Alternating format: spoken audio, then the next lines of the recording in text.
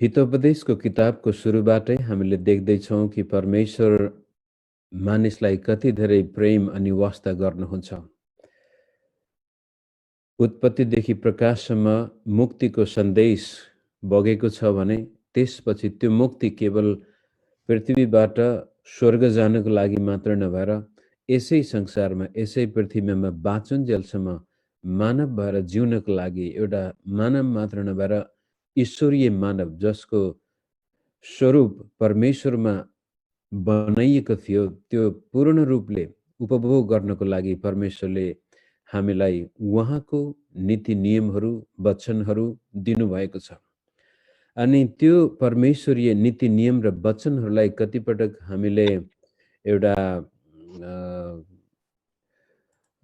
नियम कानुनको अर्थमा मात्र नभएर प्रकृतिको नियमसँग पनि दाँच्नुपर्ने हुन्छ। जसरी संसारमा परमेश्वरले यावत थोक बनाउनु भयो र त्यसपछि ती थोकहरू बाँच्नको लागि त्यसको निरन्तरताको लागि परमेश्वरले संसारमा प्राकृतिक नियमहरू राखिदिनु भएको छ। त्यस्तै किसिमले बाइबल जो हाम्रो हातमा छ त्यसलाई पनि हामी एउटा प्राकृतिक नियम जस्तै स्वीकार गर्न सक्छौँ कि परमेश्वरले मानिसलाई मानिस भएर जिउनको लागि यो कुरा गरेको खण्डमा उसको जीवनमा उन्नति, प्रगति, शान्ति, आनन्द र वास्तविक जीवनमा हुनेछ। यो गर्दाखेरि त्यो जीवनबाट वञ्चित हुनेछ, त्यो जीवन दुःखलाग्दो हुनेछ, त्यो जीवन कहाली लाग्दो हुनेछ।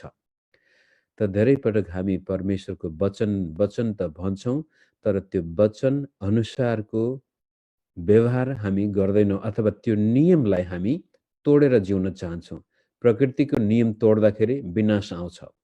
त्यस्तै किसिमले परमेश्वरले दिएको आत्मिक विधानलाई जब हामी तोड्दछौँ त्यसपछि जीवन कष्टकर हुन्छ, जीवनमा दुःख कष्ट आउँछ।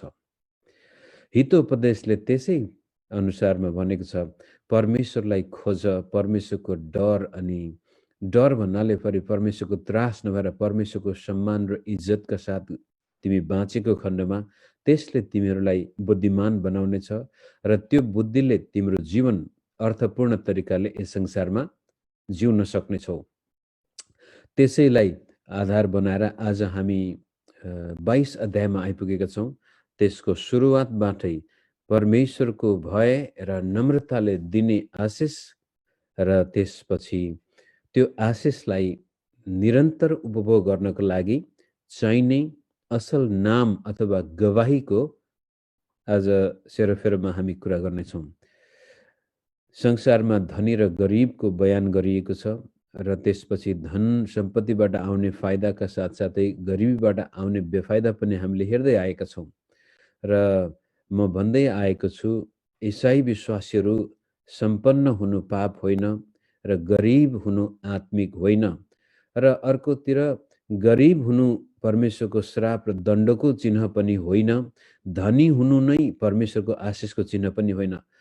त्यो त केवल परमेश्वरले दिएका नियम कानुनहरू जसले सही प्रकारले पालन गर्दछ त्यसको जीवनमा आउने परिणामहरू मात्र हुन्। त कोही धनी छ भन्दैमा आशिषित, गरिब छ भन्दैमा श्रापित पनि भएन। तर कोही मान्छे गरिब छ भन्दैमा साह्रै आत्मिक र इमान्दार, अनि धनी छ भन्दैमा पापी, दुष्ट, भ्रष्टाचारी पनि हामीले भन्नु मिल्दैन। यो सबै कुरा तपाईहरु मेरो आन्तरिक जीवनमा आधारित हुन्छ। तपाई म भित्र कस्तो प्रकारको सोच अनि विचार छ त्यसले निर्णय गर्दछ। त्यो कुरोलाई आउनुहोस् हामी 22 को 1 बाट पढौं। धेरै धन सम्पत्ति भन्दा असल नाउँ रोज्नु वाञ्छनीय हुन्छ। सम्मानित हुनु चाँदी वा सुन भन्दा उत्तम हो। सुरुवातमै वचनले भन्छ, सम्पन्न सम्पत्ति भन्दा असल नाउँ र मानिसको सामनेमा हाम्रो इज्जत हुनु असल हो। त एउटा गरिब व्यक्ति पनि मानिसको सामनेमा सम्मानित हुन सक्छ। एउटा गरिब व्यक्तिमा पनि असल प्रकारको नाम त हुन सक्छ। त्यति भन्दैमा फेरि सम्पत्ति नै नहुनु भनेको चाहिँ होइन, तर आफ्नो नाउँ बिगारेर, गवाही बिगारेर, दुष्ट्याइ गरेर पाप र अधर्मबाट कमाइएको सम्पत्ति भन्दा असल नाउँ जोगाइराख्नु, गवाही जोगाइराख्नु त्यो चाहिँ अति उत्तम हो, वाञ्छनीय हुन्छ। त्यसै कारण सम्पत्तिको विरोध गरेको होइन कि तपाईँ र मैले कसरी सम्पत्ति प्राप्त गर्दैछौँ र आफ्नो नाउँमा कलङ्क लगाएर कसैले सम्पत्ति आर्जन गर्दैछ भनेदेखि वास्तवमा त्यो सम्पत्तिले उसको जीवनमा शान्ति, इज्जत र सम्मान ल्याउनुभन्दा बरु उसको बदनाम र मानिसहरू उसको नाम सुन्ने बित्तिकै त्यो नाम घिनलाग्दो हुनेछ।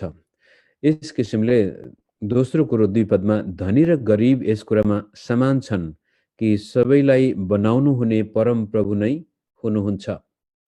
दोस्रो कुरो उसले के भन्दैछ भनेदेखि कोही धनी छ भन्दैमा त्यसले अहङ्कार नगरोस्, कोही गरिब छ भन्दैमा त्यसले आफैलाई हीनता बोधले नसोचोस्।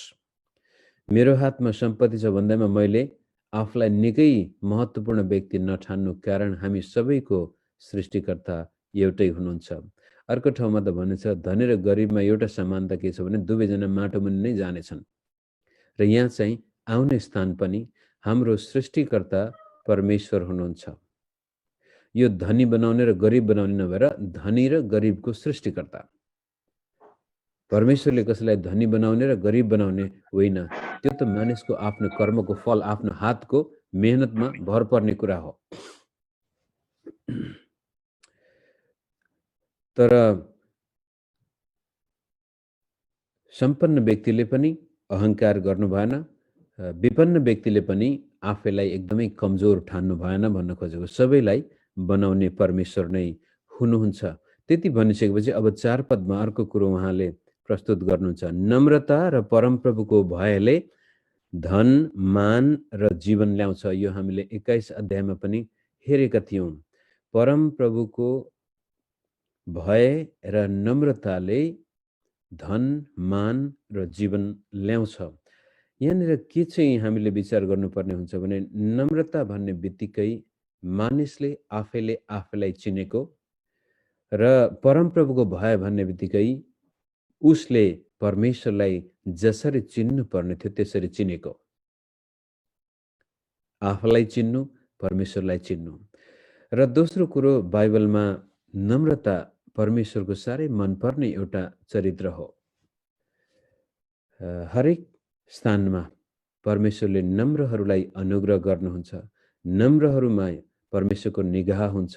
नम्रहरूलाई परमेश्वरले उचाल्नुहुन्छ भने अहङ्कारी घमण्डीहरूलाई परमेश्वरले विरोध गर्नुहुन्छ। अहङ्कार र घमण्डको अन्तिम गन्तव्य विनाश हो भनेर धेरै ठाउँमा उल्लेख गरिएको छ। त्यस किसिमले जसले आफैले आफैलाई चिनेको हुन्छ, चाहे त्यो धनी होस् चाहे गरिब होस्, उसले नम्रतामा आफैलाई चिन्दछ, त्यसपछि परमेश्वरलाई पनि चिन्दछ। र जब आफू र परमेश्वरलाई चिन्दछ त्यसपछि अरू मानिससँग पनि उसको सम्बन्ध त्यस्तै किसिमले सही हुन्छ, ठिक हुन्छ र परमप्रभुलाई मनपर्दो जीवन बिताउँदछ, जसको फलस्वरूप उसले मेहनत गर्छ। मेहनत गरेको स्थानमा परमेश्वरले आशिष दिनुहुन्छ र अवश्य पनि जब मानिसको जीवनमा परमेश्वरी आशिष आउँछ, उसलाई यो भौतिक कुराहरूमा पनि उन्नति र प्रगतिका दिन आउने नै छन्। हामीले कहिले पनि सम्पत्तिको कुरा गर्दाखेरि, रुपियाँ पैसाको कुरा गर्दाखेरि त्यसलाई चाहिँ एक किसिमले नकारात्मक रूपले हेर्न हुँदैन मित्र। धेरै विश्वासीहरूको जीवनमा घटी कमी अभाव हामी देख्छौँ। गरिबीले कहिल्यै छोडेको देखिँदैन। त्यस्तो स्थितिमा हामीले हाम्रो मन परिवर्तन गर्नुपर्ने हुन्छ, सोच परिवर्तन गर्नुपर्ने हुन्छ कि म आज गरिब छु भने परमेश्वरले मलाई मेरो गरिबीबाट छुटकारा दिन सक्नुहुन्छ भन्ने विश्वास हामीमा आउनुपर्छ। त कहिलेकाहीँ हामी अत्यन्तै आत्मिक भइदिन्छौँ र भन्छौँ कि मैले त मुक्ति पाइसकेँ, अब त म स्वर्गको लागि मात्र पर्खिरहेको छु। जब छिट यीशु ख्रीष्ट आउनुहुनेछ त्यसपछि मेरो सारा दुःखबाट म मुक्ति पाउनेछु भनेर हामी स्वर्गको लागि मात्र पर्खेर बसेका हुन्छौँ। तर ख्रीष्ट येशूले प्रार्थना गर्दाखेरि सिकाउनु भयो, तपाईको राज्य आओस्, तपाईको इच्छा यस पृथ्वीमा पुरा होस् जो स्वर्गमा छ, र आज हामीलाई दिनभरिको भोजन दिनुहोस्। त्यसपछि फेरि प्रभुले भन्नुभयो, तिमीहरू किन चिन्ता र फेरि गर्दछौ? परमेश्वरको राज्य अनि धार्मिकता खोज र त्यसपछि तिमीहरूलाई चाहिने भौतिक कुराहरू परमेश्वर दिनुहुन्छ। त एउटा ख्रीष्ट येशूमा विश्वास गर्ने विश्वासले पनि आफ्नो जीवनमा भौतिक उन्नतिको, भौतिक प्रगतिको आशा, भरोसा, प्रार्थना, विश्वास गर्नु पाप होइन। परमेश्वरमा विश्वास गर्ने व्यक्तिले सपना देख्न सक्नुपर्छ कि आज मलाई के खाउँ र के लाउँ भन्ने अवस्था छ भने परमेश्वरले मलाई यसबाट छुटकारा दिन सक्नुहुन्छ। मेरो हातको मेहनतमा अथवा मेरो मगजमा नयाँ विचारहरू, नयाँ कामहरू कसरी हुन्छ परमेश्वरले मेरो जीवनमा भौतिक उन्नति ल्याउन सक्नुहुन्छ भन्ने कुरामा हामीले शङ्का गर्नु हुँदैन। यसलाई चाहिँ हेर्दाखेरि पैसा केही पनि होइन, चाहिँदैन मलाई पैसा भन्नुभयो भनेदेखि सायद त्यसपछि तपाईँले त्यो पैसा उपभोग गर्न पाउनुहुने छैन।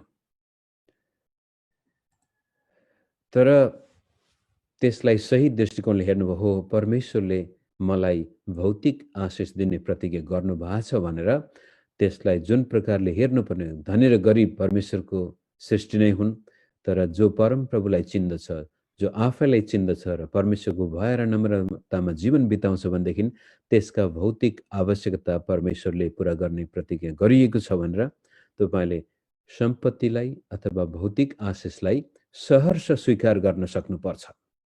अब नयाँ नियमकै कुरा गर्दाखेरि दोस्रो कोरिन्थी 8 अध्यायको 9 पद, यीशु ख्रीष्ट धनी हुनुहुन्थ्यो तापनि तिमीहरूका खातिर उहाँ गरिब हुनुभयो ताकि उहाँको गरिबीबाट तिमीहरू धनी बन्न सक। यसको मतलब हामी धनी बन्नुको मुख्य उद्देश्य ऐस आराम, मोज मस्ती, अभिलाषा पुरा गर्नको लागि नभएर यस संसारमा बाँचुन्जेल हामी आफ्नो परिवारको वास्ता र रेखदेख गर्न सक्छौँ। त्यसका साथसाथै दुःख कष्टमा परेकाहरूलाई पनि दिन सकौँ र परमेश्वरको राज्य विस्तारमा पनि केही योगदान पुर्याउन सकौँ। त्यस किसिमले हाम्रो जीवनमा भौतिक उन्नतिको ढोका खोल्नुपर्छ, मानसिक ढोका। त्यहाँ कहिले पनि दोषी भावना अथवा शङ्काको भावना हुनु हुँदैन। दोस्रो कुरो मान सम्मान पनि, इज्जत पनि। सुरुमै भनेको छ असल नाम र सम्मान चाहिँ सम्पत्तिभन्दा महत्त्वपूर्ण कुरो हो। अब आर्थिक कुराहरू मात्रै छन्, तपाईँसँग प्रशस्तै सम्पत्ति छ तर तपाईँको नाम बदनाम छ भनेदेखि त काम लागेन।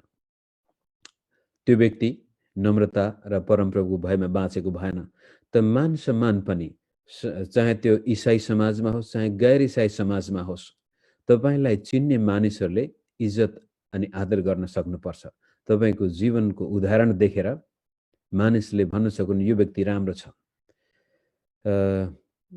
कतिपटक मैले देखेको छु हाम्रो सेवकाईको क्षेत्रमा पनि कुनै मानिस हिजो चेलीबेटी बेचबिखिन गर्ने मुद्दामा लागेको थियो भने आज चेलीबेटी उद्धार गर्ने सेवामा पनि लागेको छ। कारण त्यसबाट फाइदा हुँदो रहेछ। र त्यस्तो किसिमको मान सम्मान छैन अनि समाजमा निकै ठुलो सम्पत्ति कमाएको छ, सेवा गरेको छ भने पनि काम लागेन। हामीले गवाही बिगार्न हुँदैन। एकचोटि हाम्रो गवाही बिग्रियो भने त्यसपछि त्यसलाई फिर्ता गर्न साह्रै गाह्रो पर्छ। विशेष गरी जो ख्रीष्ट येशूको सेवा गर्छु भनेर निस्केका छन्, ख्रिस्टियन विश्वासलाई सिरोपर गरेर गैर ख्रिस्टियन मित्रहरूको सामनेमा र अरू विश्वासीहरूको सामनेमा तपाईँ र मैले गवाही बिगार्यौँ, चाहे त्यो पारिवारिक क्षेत्रमा होस् चाहे कामधन्दामा होस्, कुनै पनि क्षेत्रमा हामीले आफ्नो नाउँलाई चाहिँ माटोमा मिलाउनु हुँदैन। त्यसपछि यदि तपाईँको हातमा सम्पत्ति छ र मानिसको सामनेमा असल नाम छ, सम्मान छ भने तेस्रो कुरो छ जीवन ल्याउँछ भनेको छ। यो जीवन चाहिँ अनन्त जीवन मात्र नभएर शारीरिक जीवन, स्वास्थ्य, त्यसलाई अर्को शब्दमा भन्दा शरीरमा स्वास्थ्य, हातमा सम्पत्ति, समाजमा असल नाम र शरीरमा स्वास्थ्य पनि त्यो व्यक्तिको हुनेछ। अब मानिलिउँ तपाईँले आफैलाई राम्रोसँग चिन्नु भएको छ र आफ्ना भुल गल्ती अपराध सबै तपाईँले परमेश्वरको शरणमा लगेर जानुभयो र प्रभुले तपाईँलाई क्षमा दिनुभयो भनेदेखि त्यसपछि कल्वरी क्रुसमा हामीले पाएको क्षमादानको रहस्य जब हामी बुझ्दछौँ त्यसपछि हामी सबै मानिसलाई सजिलै क्षमा दिन सक्छौँ। हाम्रो शत्रु हुँदैन, त्यसपछि कसैसँग हाम्रो तनाव हुँदैन। हरेक व्यक्तिसँग व्यवहार गर्दाखेरि हामी दया र प्रेमको आत्माले प्रेरित भएर व्यवहार गर्दछौँ। कसैसँग खिचोतानी छैन भनेदेखि दिमागमा शान्त हुन्छ, शान्ति आउँछ, हृदयमा पनि आराम हुन्छ, जसको फलस्वरूप परमेश्वरको सामनेमा जाँदा पनि हामीलाई कहिल्यै हिचकिचाहट आउँदैन। हामी रमाई आनन्द साथ स्तुति प्रशंसा गर्छौँ। बाइबल पढ्दाखेरि त्यो मिठास हाम्रो हृदयमा आउँदछ। अरू विश्वासीहरूसँग सङ्गति गर्दाखेरि गजबको घनिष्ठता महसुस हुँदछ। जब त्यस्तो प्रकारको मानसिकता हामीमा आउँछ, त्यसले हाम्रो शरीरमा जीवन प्रदान गर्दछ। त्यसपछि हाम्रो मगजले यस्ता प्रकारका पदार्थहरू उत्पादन गर्दछ, हाम्रो दिमागले के भन्छ, हाम्रो मस्तिष्कले, जसले हाम्रा हाड जोड्नीहरूलाई ठिक ठाउँमा राख्दछ र तपाईँको ब्लड प्रेसरका रोगदेखि लिएर डायबिटिसदेखि लिएर अथवा जुनसुकै रोग तपाईँमा लागेको किन नहोस्, यदि तपाईँ नम्र अथवा आफैलाई चिन्नुहुन्छ र परमेश्वरको भय परमेश्वरलाई चिन्नुहुन्छ र प्रभुले गरेका कामहरूलाई स्वीकार गर्नुहुन्छ र कुनै मानिससँग तपाईँको द्वन्द्व छैन भनेदेखि तपाईँ आरामसँग जिउने व्यक्ति हुनुहुन्छ, जसको फलस्वरूप शरीरमा स्वास्थ्य आउँदछ। यसको मतलब हामी कहिल्यै बिरामी नै हुँदैनौँ भन्न खोजे होइन। हामी बिरामी भइगएको खण्ड पनि हामी आत्तिदैनौँ, हामी आपत विपद परेर बेहाल हुँदैन हाम्रो। उदाहरणको लागि जुन व्यक्तिले परमेश्वरलाई चिनेको हुन्छ, ऊ बिरामी भयो, अस्पतालमा छ भने तपाईँ त्यो व्यक्तिलाई भेट्न जानुहोस् न। ऊ सकि नसकी तपाईँतिर फर्केर ऊ तपाईँलाई तपाईँ कस्तो हुनुहुन्छ। तर जसले परमेश्वरलाई चिनेको हुँदैन, उसलाई दुखेको छ, ऐया र आथो हुन्छ भनेदेखि भेट्न जाँदाखेरि पनि त्यो अनुहार पनि त्यस्तै गनगन एक किसिमको वितृष्णा हुन्छ। याद गर्नुहोस्, तपाईँ बिरामी हुनुभयो मानिलिउँ, दुखेको छ र कोही मान्छे भेट्न आउँदाखेरि तपाईँ कस्तो प्रकारको प्रतिक्रिया जनाउँदै हुनुहुन्छ। त्यसले देखाउँछ तपाईँ साँच्चै परमेश्वरलाई चिन्ने व्यक्ति हो या होइन। यसको मतलब अब ऐया र आथो जो सहनै सकेको छैन त्यहाँ कराउनु हुँदैन भन्न खोजेको होइन, र पनि हाम्रो जीवनमा शरीरमा स्वास्थ्य यहाँसम्म कि बिरामी पर्दा पनि हामी त्यो बिरामीमाथि आफ्नो अधिकार जमाउन सक्छौँ र परमेश्वरीय शक्ति अनि सामर्थ्य हामीलाई प्रदान गरेको हुन्छ र दुःख कष्टको बिचबाट पनि हामी परमेश्वरको गवाही बन्न सक्छौँ। आज मैले धेरै समय लिएँ, त्यसलाई अझ तल हेर्नु 7 पदमा, धनीले गरिबमाथि प्रभुत्व जमाउँछ र ऋण लिने चाहिँ ऋण दिनेको नोकर हुन्छ। अब फेरि यो धनी र गरिबको विषयमा कुरा गर्दाखेरि ऋण लिने कुरा, धनीले गरिबमाथि प्रभुत्व जमाउँछ, त्यो त हामीले देखिरहन्छौँ। पैसा बोल्छ भन्छौँ नि हामी, जसको हातमा पैसा हुन्छ त्यसको आवाज ठुलो हुन्छ, जससँग पैसा हुँदैन कता कता आवाज कम भएको जस्तो लाग्छ। त्यो हुनुको मुख्य कारण चाहिँ फेरि परमप्रभुको भय र नम्रतामा जिउन नसक्नु। तापनि एउटा हाम्रो व्यवहारिक जीवनमा चाहिँ ऋण लिने चाहिँ ऋण दिनेको नोकर हुन्छ। जब तपाईँ म आर्थिक विपन्नतामा जान्छौँ र ऋण माग्न जान्छौँ भनेदेखि त्यसपछि कसैको ऋणी भएर जिउनु बडो ठुलो एउटा भारी हो। एउटा उखान नै सुनेको थिए सुरुमा, खाने बेलामा नसम्झिनु घिन र सुत्ने बेलामा नसम्झिनु ऋण। जब तपाईँ ऋणी कसैको ऋणमा पर्नु भएको छ भनेदेखि राति निन्द्रा पनि लाग्दैन। बाइबलले त्यसमा जति सक्दो चाँडो तिम्रो ऋण चुक्ता गर। जबसम्म तिमी आफ्नो ऋण चुक्ता गर्दैनौ तबसम्म खान पनि नखाऊ, सुत्न पनि नसुत भन्ने प्रकारको भाषा प्रयोग गरेको छ। किनभने ऋणले हामीलाई कहिले पनि उँभो लाग्न दिँदैन। र दोस्रो कुरो, तपाईँ र मेरो जीवन जिउने शैली, कतिपटक हामीहरू ऋण लिएर समाजमा निकै ठुलो व्यक्ति बन्न चाहन्छौँ। म यो आफ्नो साथीहरूको जीवनमा पनि मैले देखेको छु कि ऋण लिन्छन्, महँगा महँगा गाडी किन्छन्, त्यसपछि त्यो ऋण तिर्दा तिर्दा उनीहरूको जीवन हैरान हुन्छ।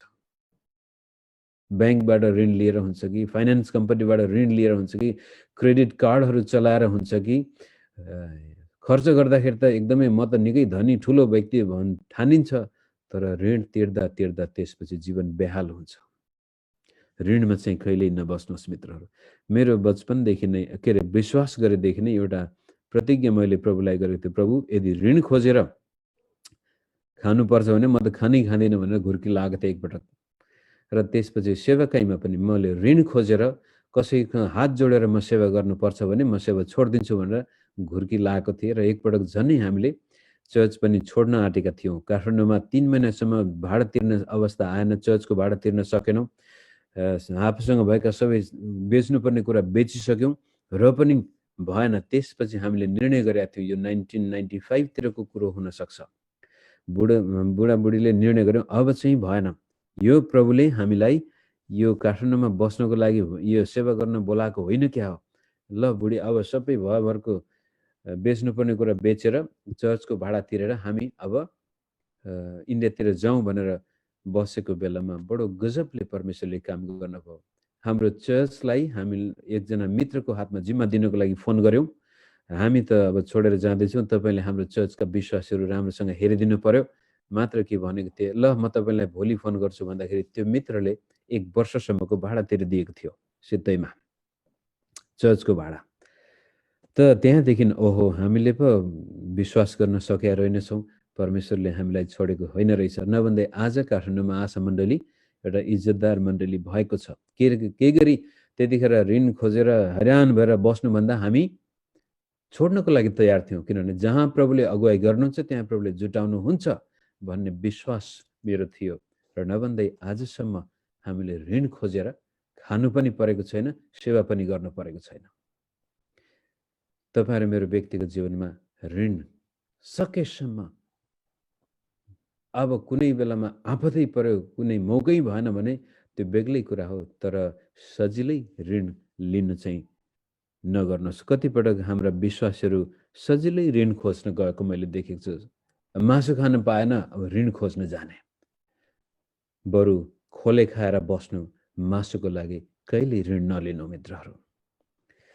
त्यसपछि 16 पदमा अर्को एउटा कुरा उल्लेख गरिएको छ। त्यसै सम्बन्ध आफ्नो सम्पत्ति बढाउन गरिबमाथि थिचोमिचो गर्ने र धनीलाई उपहार दिने दुवै व्यक्ति दरिद्र बन्नेछन्। यो चाहिँ अन्याय अत्याचार गरेर सम्पत्ति कमाउने र त्यसपछि घुस दिएर धनीहरूबाट केही फाइदा हुन्छ भन्ने उद्देश्यले उपहार दिने पनि गरिबलाई दिनुको सट्टामा जसबाट केही फाइदा हुन्छ त्यस्ता व्यक्तिलाई उपहार दिने व्यक्ति कुटिल मनको हो र त्यो अन्तिममा दरिद्र बन्नेछ भन्ने कुरा यहाँ उल्लेख गरिएको छ।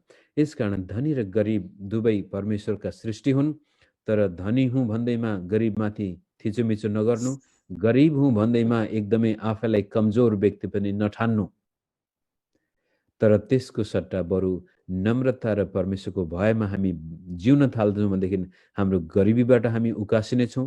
हाम्रो सम्पत्ति छ, सम्पन्न छौँ भने त्यसमा परमेश्वरले असल नाम थप्नुहुनेछ र जीवनमा स्वास्थ्य पनि आउनेछ, हामी जीवन पाउनेछौँ। त्यति भनिसकेपछि अरू थुप्रै कुराहरू यो अध्यायमा छन्, तर म समयले भएसम्म पढेर मात्रै जान्छु। 3 पदमा बुद्धिमानले खतरा आइरहेको देख्छ र कतै शरण लिन्छ, तर सोझो चाहिँ त्यतैतिर जान्छ र दुःख भोग्छ। यो बुद्धि र सोझो निर्बुद्धि भन्दा पनि हुन्छ।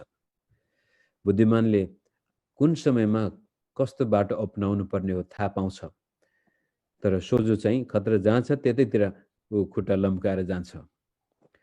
अनि 5 पदमा भने दुष्टका मार्गहरूमा काँडा र पासाहरू लुकिएका हुन्छन्, तर जसले आफ्नो प्राणको रक्षा गर्छ त्यो त्यस्ता कुराहरूदेखि टाढै रहन्छ। फेरि यो दुष्ट र मूर्ख कता कता इन्टरचेन्जेबल छन्। त्यो व्यक्तिले आफ्नो जीवनको मार्गमा खाल्डोहरू, काँडाहरू, पासाहरू भेटाउनेछ भने जसले आफ्नो प्राणको रक्षा गर्छ, जो बुद्धिमान छ, ओहो त्यहाँ खतरा छ, यहाँबाट मलाई खतरा हुन्छ भन्ने कुरा थाहा पाएपछि त्यसले त्यो बाटो छोडिदिन्छ। बुद्धिमान र मूर्खको भिन्नता यति नै हो। बुद्धिमान मानिसले थाहा पाउँछ यो काम गर्दा मेरो जीवनमा यहाँ घाटा लाग्नेछ, तर निर्बुद्धि त्यसैमा लागिरहन्छ। जाँड रक्सीको लतमा फस्नेहरू पनि त्यही निर्बुद्धिहरू नै हुन्। बुद्धिमान मानिसले जसरी हुन्छ, सायद हिजो अस्ति एडिक्टेड भएको थियो भने पनि उसले त्यसमाथि विजय पाउँछ, तर सोझाहरू जसको बुद्धि छैन, दिमाग चलाएको छैन, उनीहरू रात दिन त्यसैमा रमाइरहेका हुन्छन्। व्यभिचारका कुराहरू पनि त्यस्तै हो। परीक्षा आउन सक्छ, सबै मान्छेलाई परीक्षा आउँछ, तर बुद्धिमान मानिस परीक्षा देख्ने बित्तिकै ओहो यो चाहिँ खतराको बाटो हो, उसलाई चेत खोल्छ ऊ सही बाटोमा जान्छ, निर्बुद्धि त्यसैमा रमाउँछ र अन्तिममा जीवन खाल्डोमा पर्छ। त्यसपछि 9 पद हेर्नुहोस्। उदार मानिसले होइन मैले के कुरो छोडेँ कि बालकको अनुशासन 6 पद हेरौँ। बालकलाई ऊ हिँड्नुपर्ने बाटोमा तालिम देऊ र वृद्धावस्थासम्म ऊ त्यसबाट तर्किएर जाँदैन। भन्न खोजेको कुरो तपाईँका छोराछोरीहरू सानै छन् भने सानै उमेरबाट अनुशासन सिकाउनु भयो, परमेश्वरको मार्गमा हुर्काउनु भयो भनेदेखि पछि गएर उनीहरू के गरी बाटो बिरायो भने पनि बुढेसकालमा उनीहरू फर्केर आउनेछन्। कहिलेकाहीँ क्रिस्चियन आमा बाबु राम्रैसँग छोराछोरी हुर्काएको हुन्छ तर बिग्रिन्छन्। बिग्रिँदाखेरि उनीहरू निराश हुन्छन्। तर यो पदले के देखाउँछ भनेदेखि यदि तपाईँले आफ्ना छोराछोरीलाई सही बाटोमा हुर्काउनु भएको थियो भनेदेखि अब 17, 18 वर्ष 20-22मा उनीहरू बाटो बिराएको जस्तो लागे पनि अन्तिममा उनीहरू फर्केर आउनेछन्। त्यसमा तपाईँ ढुक्क भएर बस्न सक्नुहुन्छ।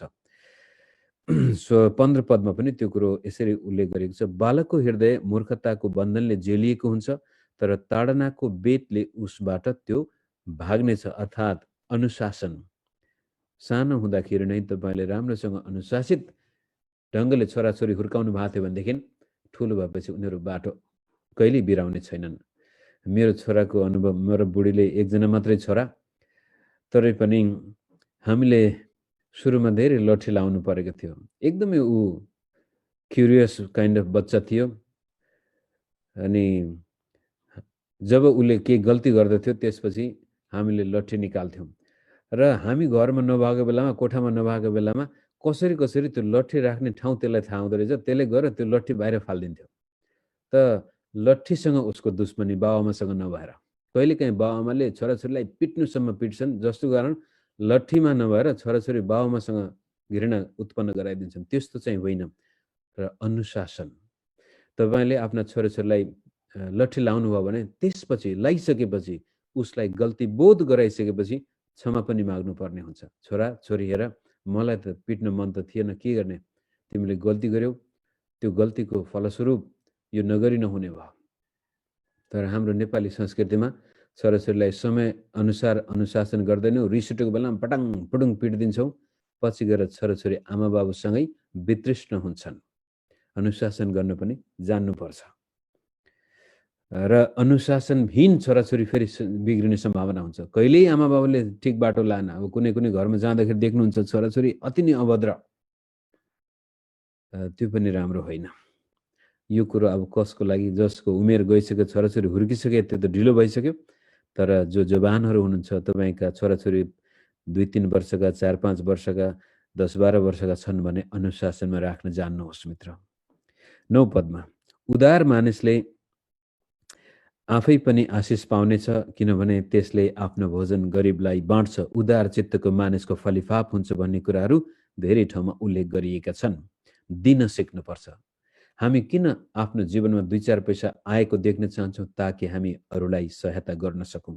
दिनु सक्नु अत्यन्त आशिषमय अनुभव हो मित्रहरू। अनि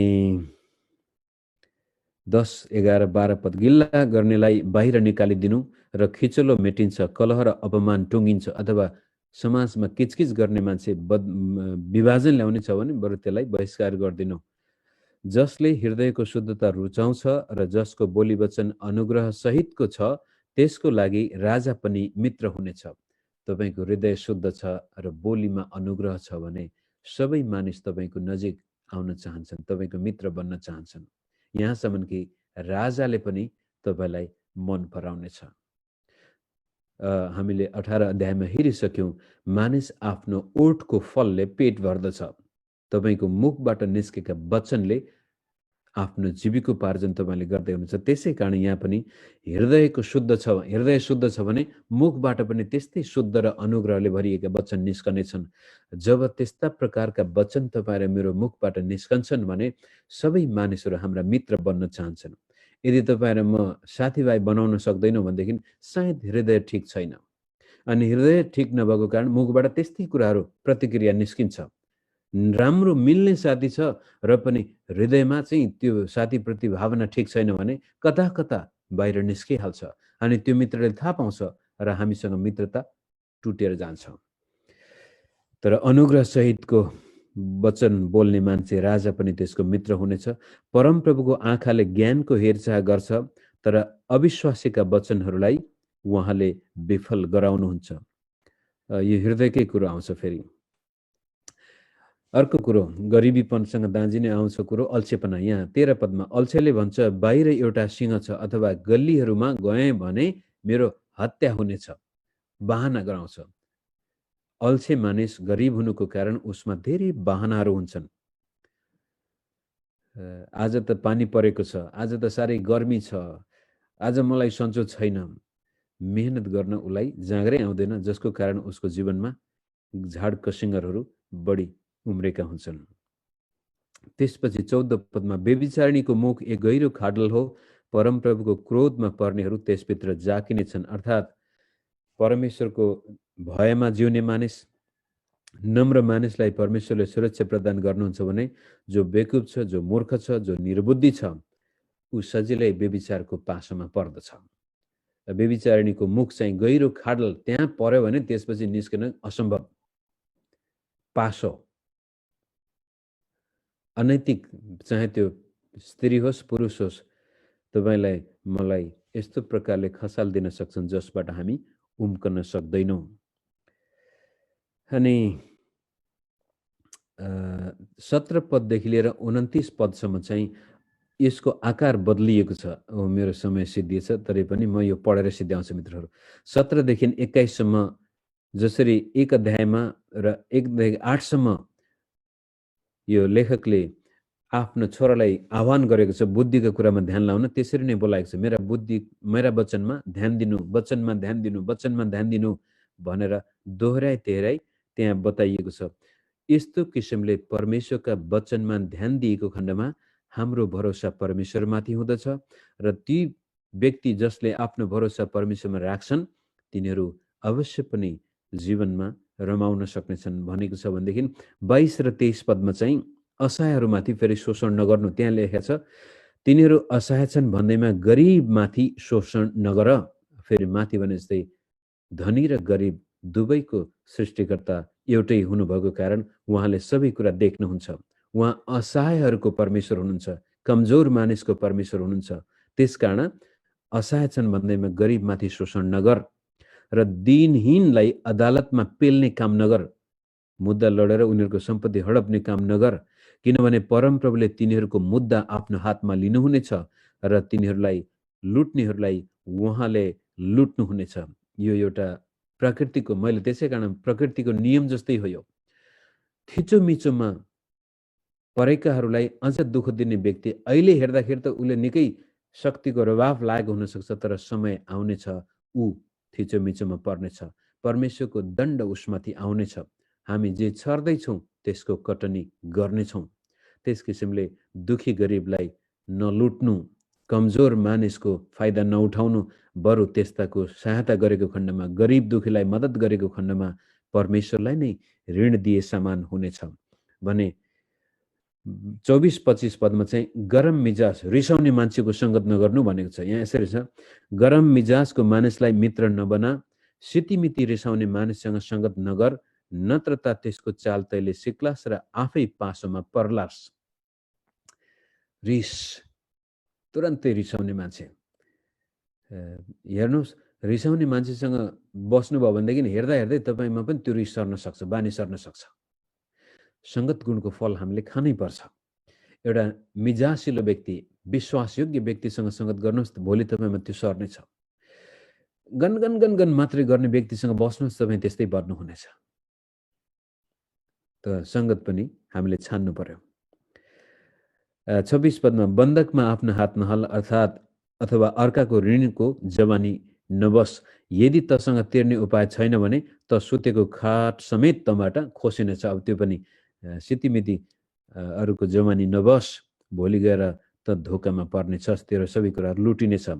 28 मा प्राचीन सात सिमानाको ढुङ्गो नहटा जो तेरा पुर्खाहरूले खडा गरेका हुन्छन्। यो चाहिँ दुष्टताको चिन्ह हो। फेरि प्राचीन समयमा भन्ने बित्तिकै तपाईँ मलाई थाहा छ, गाउँ समाजमा बस्दाखेरि हरेक परिवारको सम्पत्ति हुन्थ्यो, सात सिमानाको ढुङ्गाहरू हुन्छन् अथवा त्यस्तै प्रकारको पर्खाल लगाएको हुन्छ।